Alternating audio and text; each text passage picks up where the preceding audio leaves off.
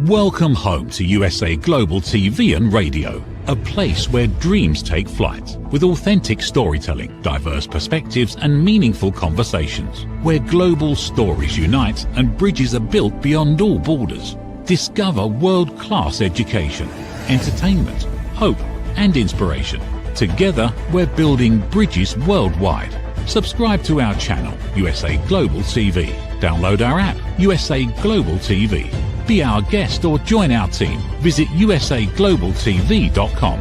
Thanks to our founder and executive producer, Dr. Jacalyn Kerbeck. Music score by Yeffy Tang from Cloud Road Music. Voiceover artist Mike Porter. Creative direction by Paul Garcia. USA Global TV and Radio. Your home for global connection. All rights reserved. This video and its contents are the exclusive property of USA Global TV and Radio. Unauthorized use, duplication or redistribution in any form is strictly prohibited. Hello. Today we will talk about why would you support those who actually do not give you value. This is a question that we always ask ourselves. People want for us to support them while they do not support us. We have an expert today on a woman's prerogative, Dr. Jacalyn Kerbeck, who is the co-host and also the owner of this station. You can follow us on the YouTube channel, on Women's Prerogative, on our YouTube channel, USA Global TV and Radio, and on Dr. Jacalyn Kerbeck's channel also for A Woman's Prerogative and other shows. So today the channel is about a woman's prerogative. Why would you give short your value? So thank you and welcome to our wonderful co-host, Dr. Jacalyn Kerbeck. Thank you so much, Reverend. It's a pleasure to be here today with you discussing this topic. It is a topic that you are an expert. So let us plunge in the topic. You wrote a book, a very interesting book, Stop Giving Away Your Value. So could you please talk about your book and explain about giving away your value? Absolutely. We have the same amount of time in every day, every person. And many times we get to the end of the day and we feel like we haven't accomplished anything because we spent so much time doing things for other people or just giving away our services because we don't think we have the right to ask. And it can even be within a family. It can be with family members who consistently are reaching out. They just want to have a conversation. Maybe they're at a different stage of life than we're at. Maybe they have more free time. And what ends up happening is we can end up feeling resentful. I gave all this time, I did all these things, and then I didn't get what I thought I was going to get in return. So I wrote this book, and again, I just show a photo of it, Stop Giving Away Your Value. And it addresses boundaries, pricing, and the business of respect. And part of the reason that I wrote it is as business owners, we are consistently being asked to do things for free. Do you have a free download? Can you work with me for free? Do you have a 20-minute consultation? Do you have an hour? And we do these things, and it makes sense in some cases to do these things. But at the end of the year, when we're looking at how much money we actually generated and we feel like we didn't make the amount that we wanted to make, there's probably a lot of time that was in there that we gave away for free, or a lot of services that we gave away for free. So I'll stop there and see what questions you might have. Well, I was thinking about the fact that people do think we should do volunteer work because we are business owners, and the difference between the volunteer work and helping others and taking care of our business. What do you think about those three things? They are different, but at the same time, how do we manage those? The volunteering is something that I actually learned from an executive director of a non-for-profit, of a charity. I started volunteering. I was running support groups. I was raising money. I was doing the events that they have. And I'll never forget this. I met with two of the people from the office at a lunch. And the one person said, we love the fact that you are volunteering so much, but we're a little concerned that you're going to get burned out. And I said, burn out? What are you talking about? I'm not going to get burned out. And lo and behold, I did get burned out, because I was spending so much time giving and giving and giving, especially in a charity capacity. And you might identify with whatever it is that the charity represents. Maybe it happens to you, or maybe it's happened to someone in your life. And then what you find is you're surrounded by that all the time. So if you think about dementia, for example, and maybe you've had someone or have someone in your life, or you have dementia, and then all day you're surrounded by people who have dementia. At some point, you might feel like you need a break. So there are boundaries, even when it comes to philanthropy and to giving back. And so what I always suggest is that you look at the 24 hours in a day. Obviously, giving back is very important. It's always important to help other people. And then running your business and being successful is also important.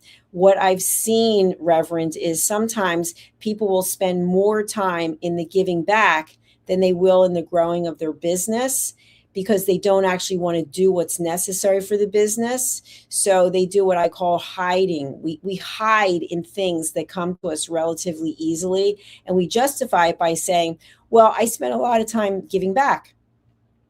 You did, but you're also a business owner, and you have a responsibility to your business, to your clients, to your employees. And what do you think about the fact that some people measure their day like a pie? So they take 33% of their pie as this, another 20% as that, another 10%. And finally, they realize there's only like 3% left for them. What do you think about this way of looking at their day, their life?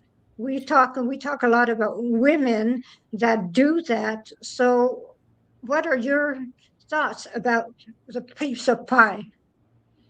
I think it's going to be a situation that does not work for too long, because if you don't take care of yourself, then nothing else matters. And it doesn't matter what it is that you're doing. You have to have time for self-care. You've got to have time to eat right. You've got to have time for sleeping, for exercise. And so for me, it's no mystery. I've said this before. My health is my number one priority. And so that means that a certain time during the day, I no longer broadcast. There is no schedule that I will accept after a certain time, where if I'm producing or I'm hosting and it goes after a certain time, because I'm working out. And that's a priority to me. And some people don't understand. They'll say, well, you could fit this in and fit that in. No, I'm not fitting anything in, because my health comes first. So I think we have to come first. It's almost like in a relationship or a marriage, you as the person are the individual. Then the relationship comes next, and then the children and the in-laws and so on and so forth. I always say that no is a complete sentence. And I am a fervent of saying no. I do not hesitate to say no, and I do not give a reason when I say no a lot of times. What do you think about people that say no without giving a reason, and people do say they are selfish? No, I completely advocate for that, because in the course that I teach, Setting Boundaries and Asking Permission, I actually teach that. Once you give an explanation, the other person typically is coming from an emotional position. They really want this to happen. They want you to do this. And now you start giving reasons. They start analyzing the reasons, and they look at the reasons and they think, oh, so you said you're doing this, so that's more important than what I asked you to do. And it's not a matter of what's important. We have priorities. We have certain things that we want to get accomplished. And sometimes we can't just take random requests, because other people might be depending on whatever it is that we've already committed to doing. So I like that idea of not giving any excuses or reasons. giving reasons to me is the fact that you have to justify all the time. And justifying to me is telling that you're not strong enough to hold your position. You are not strong enough to stand your grounds. So saying no and going on and giving a ton of positions is something to me that shows that I am not strong enough when I keep on giving all kinds of positions. So is it the way you see it? I was just talking about this earlier today. I think it's really a matter of trusting yourself. We are so afraid of hurting other people's feelings or missing out on something that people will get into a pattern where they say, yes, yes, I'll do that. Yes, I'll be there. Yes, yes, yes. In the meantime, they have this feeling of resentment, of loathing. Why did I agree to do that? How am I going to get out of it? And then you create even more of an issue for yourself. So what I really feel is in your heart, you know, if it's something that you want to do, you know, if it's something, whether it's really not in alignment with what you had planned, but you're open to doing it because you feel there's a greater good. But other than that, I think making a commitment to do things that you don't want to do is you're not trusting yourself. You don't believe enough in yourself to say, I'm not going to be able to do that. Thank you for the invitation. Unfortunately, I won't be able to attend. I know many people that are people pleaser. They do not have the time, absolutely not.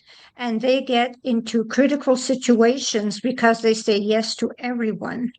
And finally, they end up hurting the loved ones.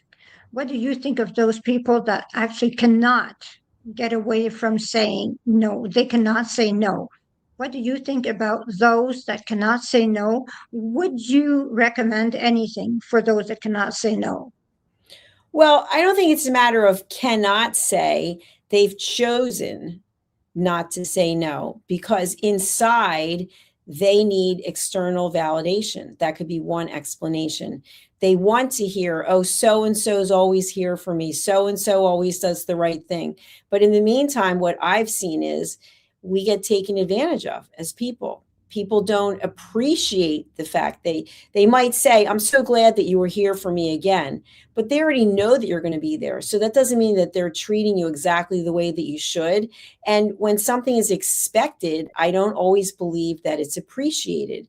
It has to be on both sides. That to me, if you think about a successful negotiation, it's both sides walking away feeling like they've won. So if you are a people pleaser and you're consistently saying yes, yes, yes, you're going home and saying no, no, no, and you're feeling angry and upset. So what I would suggest is that you practice turning down invitations and seeing how it feels. And when you feel uncomfortable, what is it about that makes you feel uncomfortable? So one of the things might be, oh, I'm afraid I won't get invited to any events. Okay, so let's say you don't get invited to any more events. What does that mean? Well, I'll be spending the weekends alone. I'll be spending the holidays alone.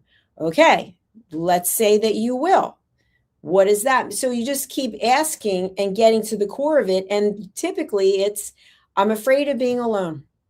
Well, if you can't be with yourself, how can you expect anyone else to want to be with you? I see. And the fact that you cannot be with yourself means that you are not happy with yourself. You cannot be alone. I know that I tried many retreats, and I love being by myself. I really do love being by myself. And I know you are the same also.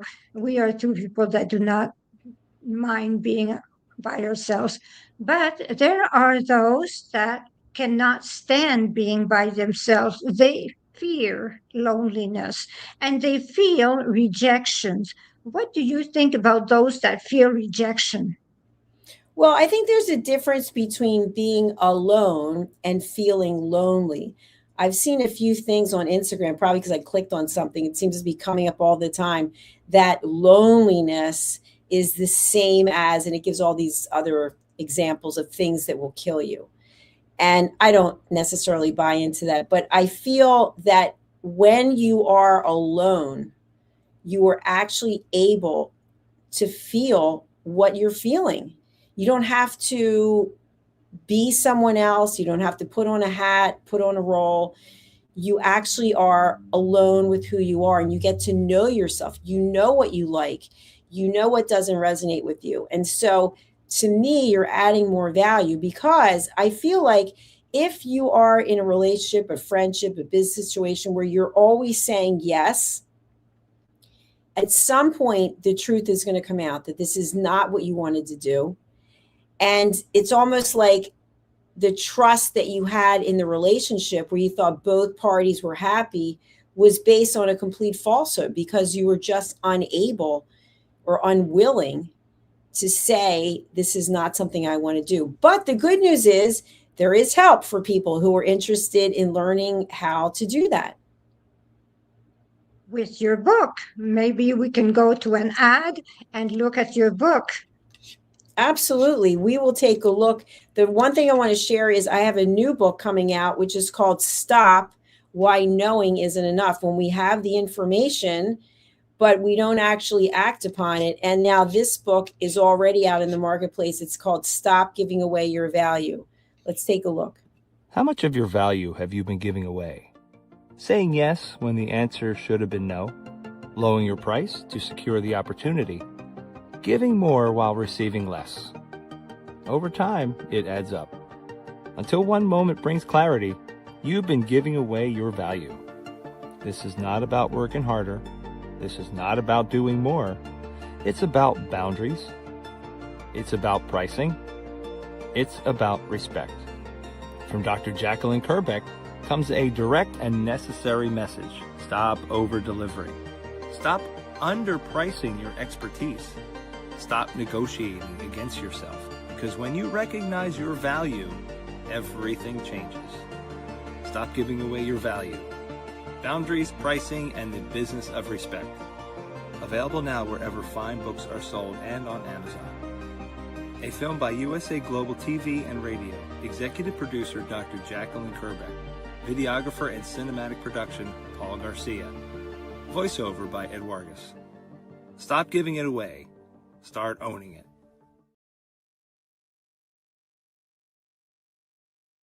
Welcome back.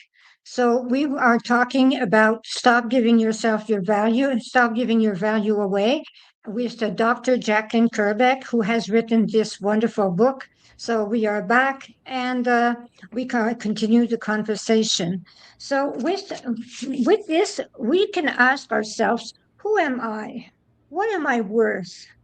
We can ask those questions. Who am I? What am I worth? What do we see in ourselves, and what do we think that others see in ourselves? It all depends on the way we see ourselves, our value that we give to ourselves, and the value that we think the others have of us. Am I right about that? Yes, I would agree with you. I think we're always being tested. I think people may be well-meaning, not everyone is, but people mean well, and they'll give you unsolicited information or advice. And when we actually take a step back and think about what's the motivation for the person giving this information, typically it's something they can absolutely relate to, that they experience, and they feel like they're the king or queen of this particular set of information. And at the same time, when you believe in yourself, you can set the boundary. Thank you for sharing. I appreciate that. You don't actually have to buy into it. You don't have to give any explanation. Thank you. I appreciate your perspective. And then you just let it go. But where we really continue to give away our value is when you start going back and forth with the justifying, and someone says something to you, and then you say something back to them. And then before you know it, you're almost in an argument. And you think, is it really worth it? When all I could have said was, thank you for sharing your opinion. And you just drop it. It doesn't have to go anywhere. I was thinking about someone that actually keeps on asking for support. We all know those people. They ask for support, ask for support. We know hundreds of those people. They ask for support from us. And when we ask for their support, they are never there to give support. So it is always a one sided track thing. So, what do you think about those people that always ask for support but are never there to support a person that will need support once in a while? I think that relationships are not always equal.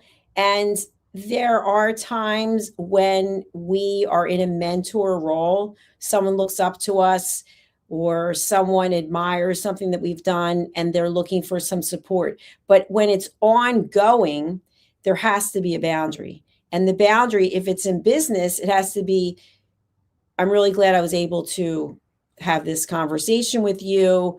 Going forward, should you need some additional support, you can go to my website or you can let me know how to bill you. I charge X. People are uncomfortable with that. And I'll never forget, I was speaking to this woman who does coaching and charges 4 figures an hour, and mentioned that she has drawn the line with friends. So they may go out for a social event and the friend might say, well, this is happening and that's happening. And what do you think? And she finally said, this is no longer 2 friends having a conversation. Now you're asking for my expertise. That's business. I'm going to have to charge you. And I said, do you still have people going out with you? And she said, yes, I do. But they know we have certain limits. Once they're asking me for my professional opinion and guidance about their life, now I'm going to have to charge. And I really admire that. And I think personally, if a person was taking phone calls all day long from family and friends, you're not going to get anything done. So you actually have to set aside a time when you can have these conversations. And what I do is, and believe me, it was not too popular when I started, is you've got to have an appointment because I want to give you my undivided attention. But I can't do that when I'm broadcasting, producing, working out. I'll see at the gym, so many people will bring their phones. I do not bring my phone when I'm working out. I want to be away from my phone. But people will be on the phone. They're on the phone in the bathroom having conversations. Then they're on the phone on the treadmill. This is not even safe to do. But there's no boundary. Now, I can see if you're a doctor and you're on call and at any moment but these people are not doctors on calls. So that's what I think, that we have to have a boundary for ourselves, both personally and professionally. You are right about those things because I am stuck with the same problem all the time. People call me, they ask for my advice, which I do not give most of the time, because they can solve their problems, their issues, they can. But they call me, and even if I say, take an appointment, they will go on and on and on. And I have to stop the call. I have to say, I have to hang up because I am busy. And I know it is the same for you. The problem is often because they are not used to us setting boundaries. And when we set boundaries, they start saying to the others, well, look at how she has changed. What do you think about that one? I think that's so true because they're uncomfortable with your behavior because they're so used to behavior being the same way. And it's, oh, I call you on the phone, you drop everything, and then you and I are having a chat. But while that's going on, you're not able to do whatever it was. Now, not everyone is structured and disciplined. I find in business, you need to have structure and discipline. I'm very structured and disciplined in my life. And so there are very few variables that I will let distract me, but I will plan time for distractions if necessary. So one of the things that I recommend is when someone is having an emotional breakdown, for example, they're calling you on the phone, you answer the phone and they don't say, Reverend, is this a good time? I need to just let you know everything that's going on. It's going to take about 20 minutes. They just go, oh, blah, blah, blah, blah, blah, blah, blah. You're like, oh, why did I pick up the phone? But you pick it up because you see the name or you know the number.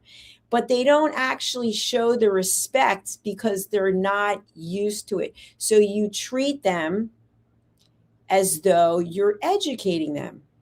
Going forward, this is how it's going to be. I'd love to speak with you. Unfortunately, this is not a good time. As soon as you say you're busy, like you mentioned busy, as soon as you say they're like busy, what do you mean you're busy? I'm calling you with a crisis right now. I broke my nail. I don't know what to do. And I need to talk to you about it. My manicurist is not available. I'm going to this. I mean, it could be anything, right?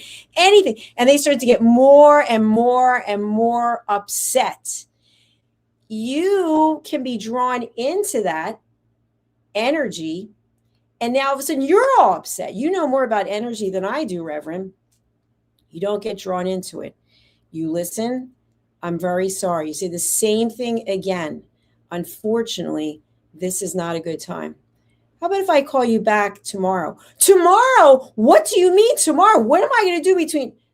I'm very sorry. You say the same thing in the same tone, and then you might even have to hang up. But I guarantee you they're going to call someone else. It's just going to be dial a friend, dial anyone. Maybe they'll put on social media, broken nail. What should I do?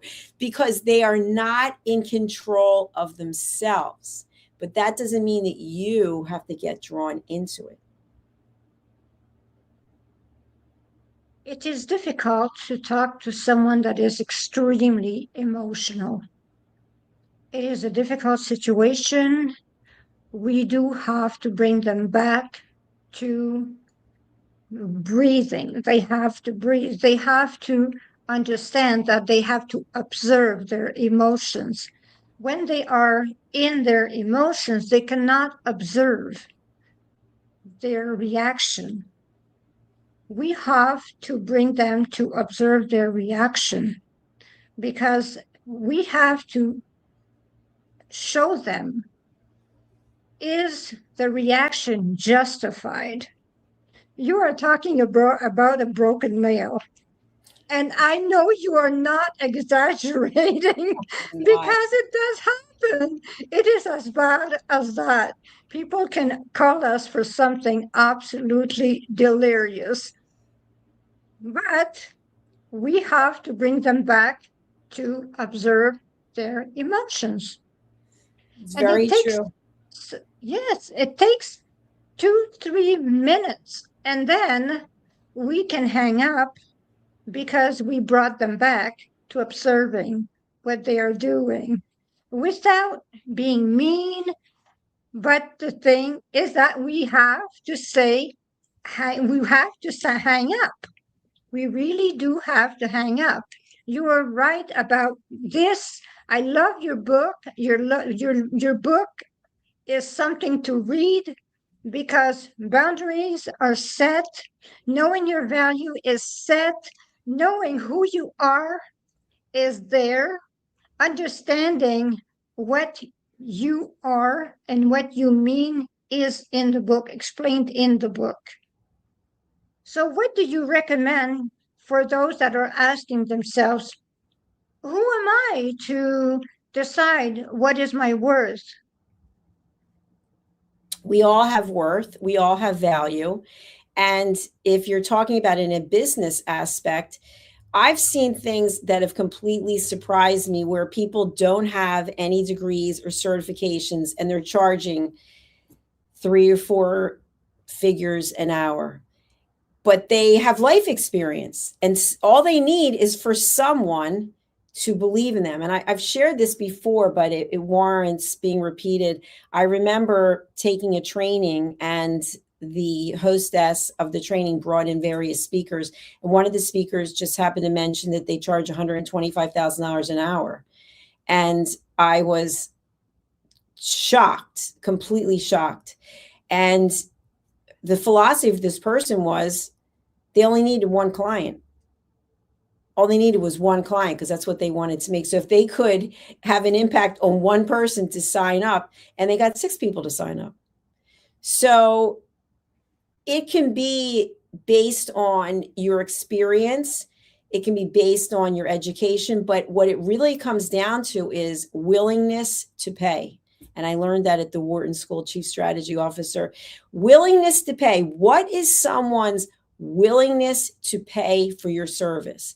If you are charging 0 for your service, people will probably not be willing to pay you if you change from 0 to something else, unless they understand the mind shift, the mindset. Why are you going to it's free to now there's a charge? And it's the same thing in a personal relationship.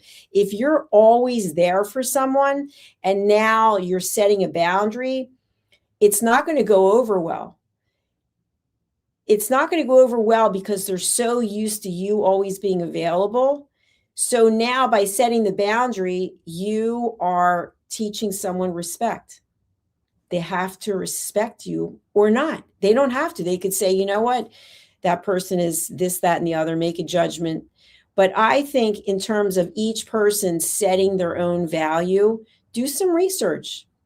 Do some research of what other people in the industry are getting. It's almost like when you're selling a home or buying a home. Look at the comps, the comparables, and see what are they going for, and then figure out where do you fit.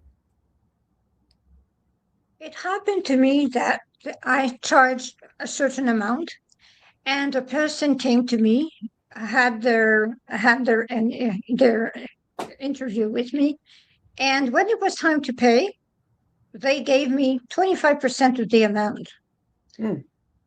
And I explained that that was not the amount that was to be paid. And that person told me, well, that is what I am willing to pay you because that is what I think you are worth. I explained to him, you do not know what I am worth at all. So go see someone else from now on, because you will see that somewhere else you will pay 10 times my value. And that person this week called me to have an appointment. Do you think I booked the appointment with that person? No. Good Certainly for not. you for setting boundaries and standing your ground. That's tremendous. And something else you just mentioned, when there is an agreement, I like to put everything in a contract so it's very clear, but there are verbal agreements that people make, and that is your word.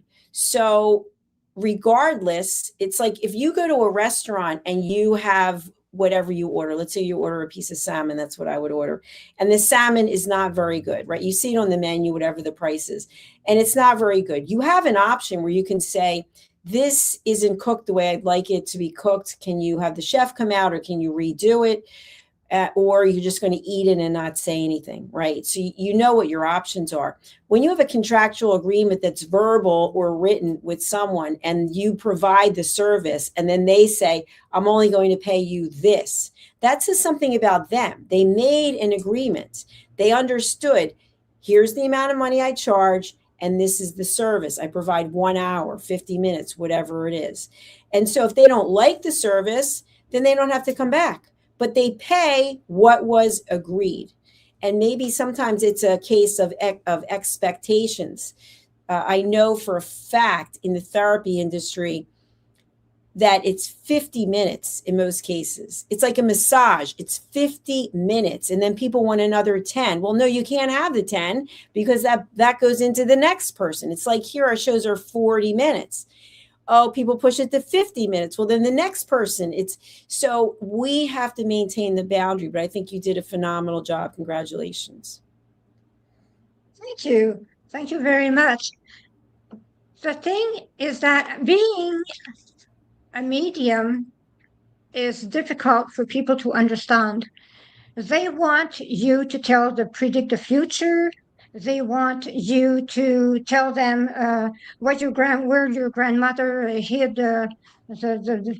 The money. They want things that are not supposed to be.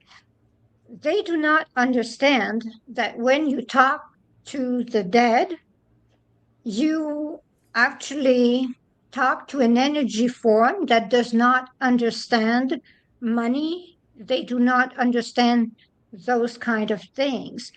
So what happens is when you have an appointment with someone and they ask questions, you have to tell them you are not there to ask questions.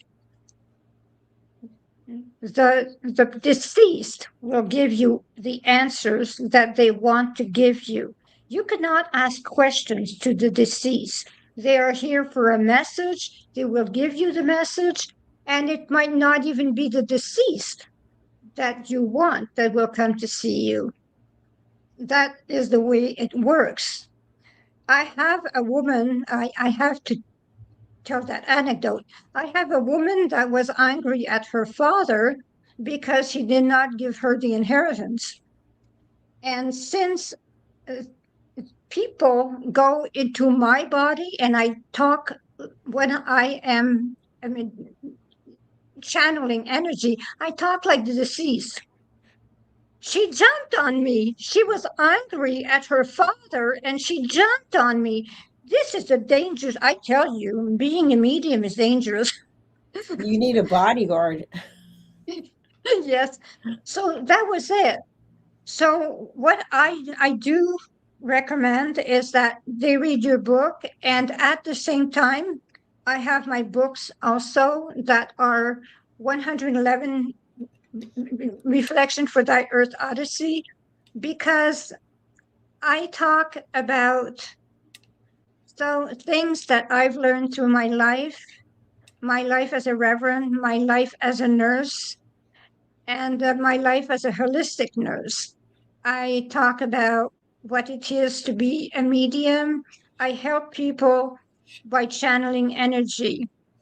I also have the perfect mist that I invented and the perfect mate incense that is sold on Etsy.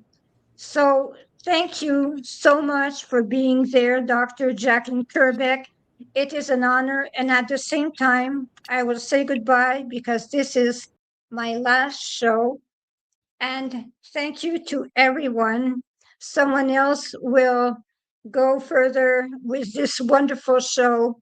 And thank you for having always been there for us. Namaste. What if many of the problems we associate with aging are not random? What if there are identifiable causes behind declining energy, chronic disease, and memory problems? We have been told that aging is simply something we must accept, that slowing down is normal, that growing older means growing weaker. But what if that's only part of the story? Why do some people remain active and engaged well into their later years? Why do others struggle with disease, fatigue, and declining health? What is happening beneath the surface? What processes drive aging? In Aging Sucks, researcher, educator, and author Red O'Loughlin explores what researchers have discovered about why we grow older. No medical degree required, no confusing jargon, just clear explanations of what researchers have discovered about the processes that influence aging. You cannot stop aging, but understanding its causes may help you make better decisions about your health, your future, and your quality of life. Because understanding comes before action. Action creates hope. Aging sucks. End the guesswork. There is hope. Thank you, viewers and listeners of USA Global TV and Radio, for joining us today. We're honoured to have your time and attention as part of our global community. At USA Global TV and Radio, we believe in the power of authentic conversations, meaningful connections, and creating a world of possibilities together. Want to be part of something bigger? Join our team of elevated listeners at usaglobaltv.com. a space where your voice matters and your ability to listen transforms relationships. Stay connected with us across all our platforms for thought-provoking discussions, expert insights, and empowering stories. Subscribe to our channels at youtube.com/c/USAGlobalTV. Follow us on social media and explore the endless opportunities we're creating for growth, learning, and inspiration. Together, we're not just broadcasting, we're building bridges and changing lives one conversation at a time. For inquiries, contact us at info@usaglobaltv.com. Produced by Executive Producer and Director Dr. Jacalyn Kerbeck. Voiceover by Mike Porter. Creative direction by Paul Garcia. All rights reserved. Visit usaglobaltv.com to view our full terms and conditions.